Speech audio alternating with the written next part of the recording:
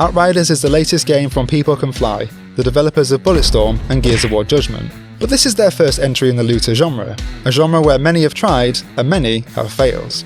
But unlike its competitors, Outriders is different, not mechanically, as we have seen all of this before, but because it's taken on board all of the lessons from looters over the years. It will be available in its entirety on launch and will feature no microtransactions. So after playing through the demo recently, let's see if Outriders could be our next hobby game, or just an experience you play through once and put down for good.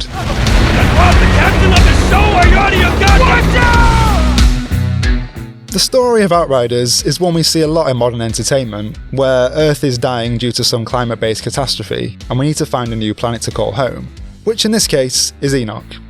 We wake up after 80 years in cryosleep, and along with our fellow Outriders, land on the planet to try and rebuild humanity. It's a great intro, as there's a sense of mystery to Enoch, especially as we see alien wildlife roaming across its plains. It's so good that I would have been happy spending a couple more hours here, exploring Enoch and setting up a new civilization. But as Outriders is a class-based game, the intro quickly wraps up, and thanks to one of Enoch's anomaly storms, we get our new sci-fi powers. There are 4 classes to choose from, and I went with the close-range Trickster. The Trickster can bend the laws of space-time, which I think you'll agree is a great unique selling point.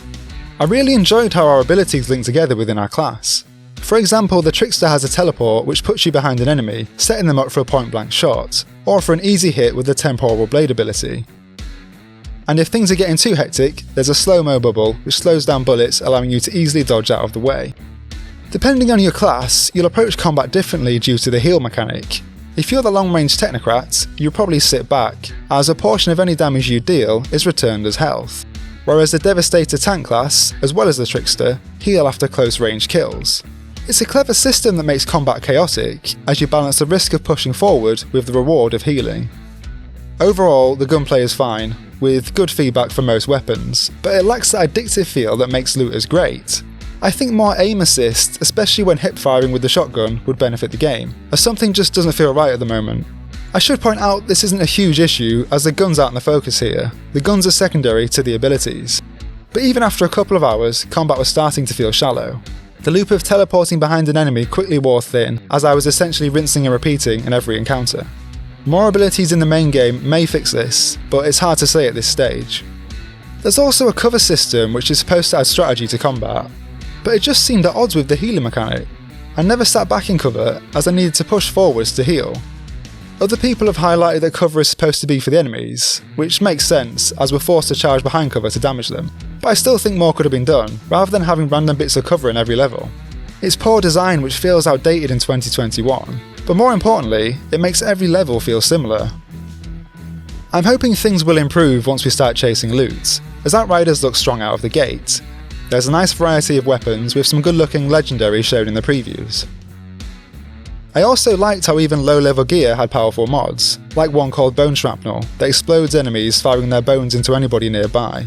It was so over the top, and you can definitely see the Gears and Bulletstorm influence here. I do worry it's not enough though, as Outriders doesn't add anything new to the formula. It's like People Can Fly looked at successful looters and picked the best parts from each. There's the Destiny style power system, the over the top Borderlands weapons, and the world tiers with more powerful loot the higher you go. It's great as you're constantly working towards the next tier, but this is basically the difficulty system from Diablo. And the endgame content sounds suspiciously like Diablo's Nephilim Rifts. I don't know, I've played so much Destiny, Borderlands and Diablo, I'm not sure I want to play through them again just with a third person sci-fi skin.